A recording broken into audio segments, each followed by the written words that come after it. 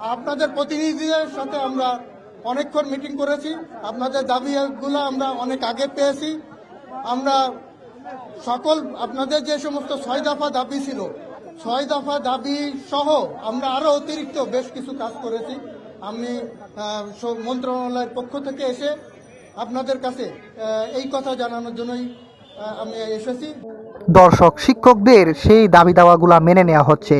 শিক্ষকরা রাজপথে তাদের যে রক্ত তারা সেদিন দিয়েছিল, আজ তা সফলতা পেয়েছে। শিক্ষকরা তাদের চাকরিকে জাতীয়করণ করতে যে আন্দোলন করেছিল, সেই আন্দোলন আজ সফল হয়েছে। তাদের সমস্ত দাবি দাওয়াগুলো মেনে নিয়েছে সরকার।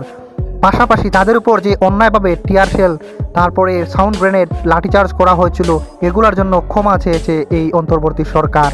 সুতরাং শিক্ষকদের মুখে এবার হাসি ফুটেছে। শিক্ষকরা সবাই হাসি আনন্দে আলহামদুলিল্লাহ বলে তারা তাদের শুকরিয়া আদায় করছেন। আমরা নিন্দাবাদ জ্ঞাপন করেছি।